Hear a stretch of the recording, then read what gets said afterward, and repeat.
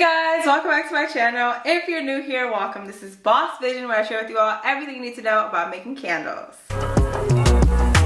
Why is everyone so in love with me? Could it be my lips or my energy? I could count them up, be like 1, 2, 3. Everybody is so in love with me.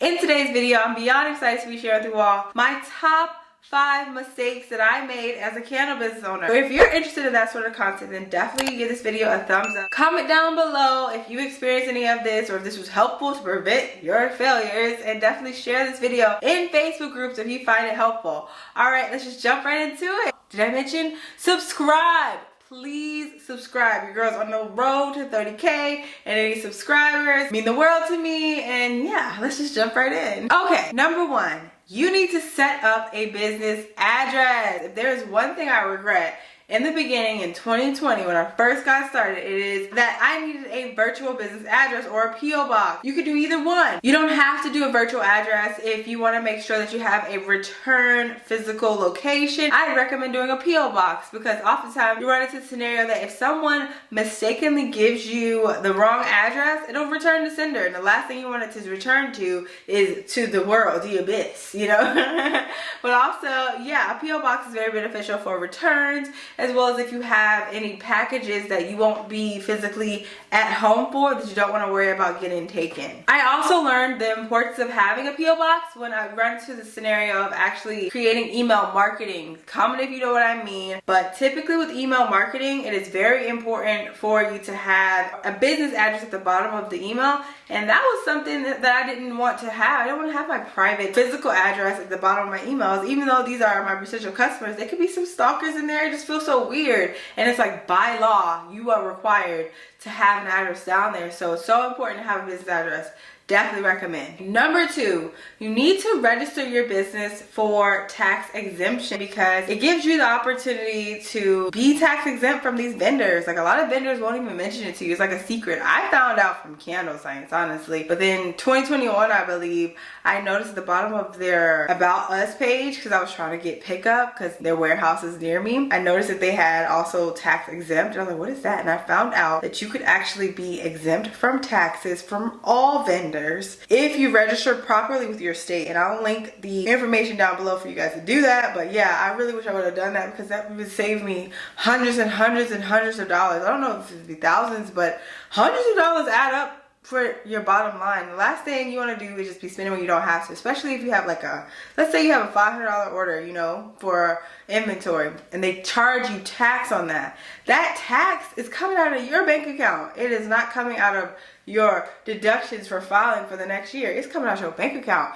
and the last thing you want to do is just be taking money when you don't have to. So yeah, definitely register your business as tax exempt. Okay, number 3, networking. I cannot tell you how much networking has a significant impact on your business. Like, I really wish I would have started 4 years ago with networking. I thought that I could do it all alone. I'm hyper independent. I grew up in like conditions that made me think that figuring things out on your own was impressive. Whereas leaders, bosses, entrepreneurs need to collaborate with others to be successful. That is the ultimate success, is when you can combine your ideas with other people. And the best way to do that is by sharing your products with strangers. So I had no idea. I was like, I'm just gonna post on Instagram and see what happens. You know, no.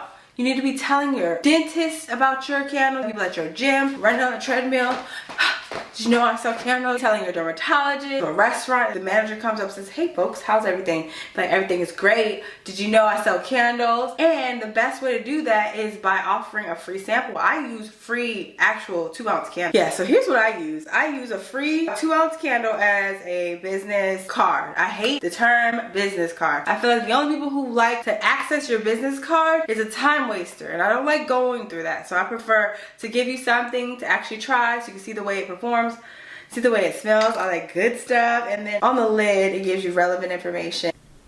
Yeah, so as you can see, it says tell us what you think, DM sense of vision on Instagram, love the channel, want more, use code LOVE for 30% off. So this will give people insight into the fact that I have an Instagram to follow you, and that's the perfect way to get more followers in person too. The more followers you have, the more traffic you have, the more likely you're gonna make those sales. Okay, number 4, this is something that I really wish I would have done in 2020, just when I was getting my business started. It is imperative for you to actually get the email addresses of people when you go to farmers markets or pop-up shows. I really wish I would have done this. It could have saved me so much time struggling to build up an email list. Typically, email lists really expand the likelihood of making those large sell-out days. And oftentimes when you're at a farmer's market, someone's probably shopping for produce and then they see your candles. They're like, oh, well, I'm not really in the mood to buy candles right now, but I do want your information because I may purchase these at a later date. And you just have to take that as an opportunity instead of just as a time waster. I've had such a negative perspective of people who do that, but to switch it to actually ask for emails, it has been a game changer. When you actually ask people for their email address, you can't just say, oh, well, can I have your email? They're gonna be like, no. Just say something like,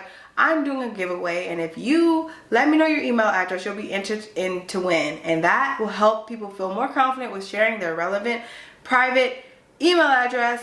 That way that you could send them some promotional items and share with them more about your products. And then often, have you ever done this where you will go to a store and you see like a shirt you like, you tried it on and everything, you're like, oh, I don't want to buy it, and then you get in your car, you just think about that shirt for the rest of the day, and then you're like, oh my god, I really wanted that shirt.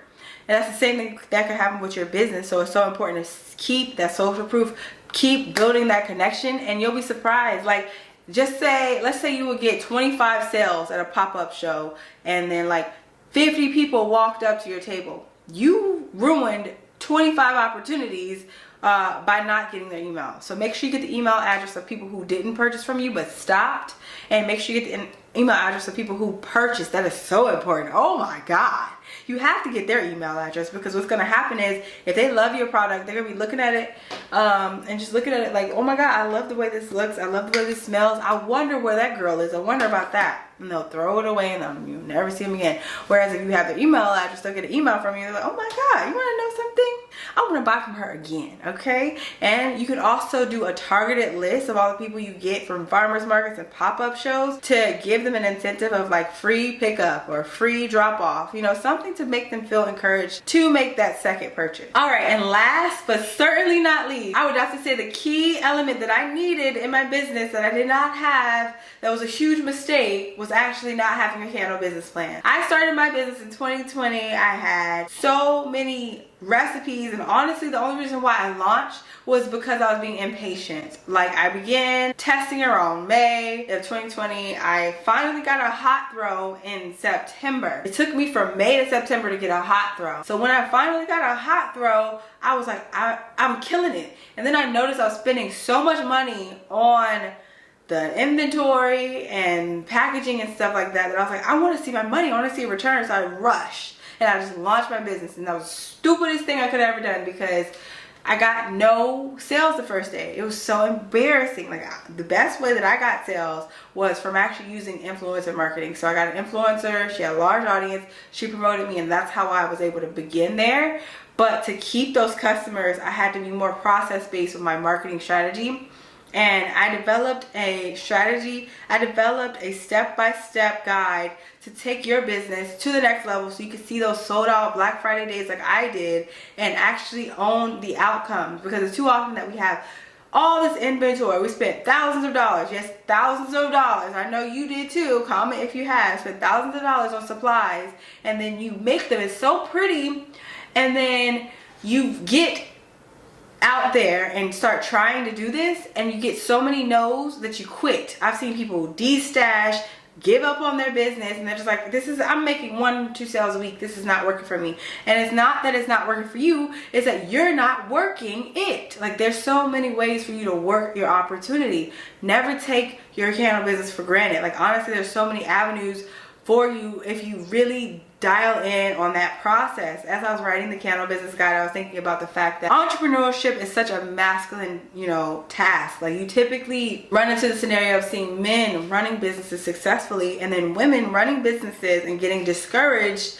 because it's not going the way they wanted it to, because women are more we come from a place of emotion, and men come from a place of logic and process. So you have to go to that logical process place to actually succeed. And I found that I was doing this in corporate America for many years, and that's how I was always promoted, because I had no empathy. I'm just laser focused into strategy, and I want to share with you those key steps in this candle business guide. It'll be live tomorrow, Friday, November 10th at 11 a.m. Eastern Standard. You can sign up to be notified at candlemakersurvivalguide.com. If you're watching this after it's launched, go grab it, girl. You deserve your candle business guide to take your business to the next level. It honestly has been a game changer for me as it relates to taking away that anxiety, the imposter syndrome of being an entrepreneur. One of those big mistakes is just focusing on what you're doing wrong, because then that expands. So if you have a plan, you're focusing on what you can do right, so that will expand. That's your focus. And I hope this video was helpful. As I mentioned earlier in the video,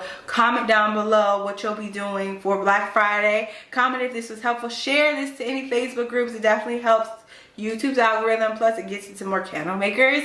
And subscribe if you haven't already. We're so close to 30K, y'all. We're so close. We're like 1,000 away. Y'all subscribe, and I hope you enjoy the rest of your day, your week, your next hour. Just live in your purpose and love life. Okay, bye.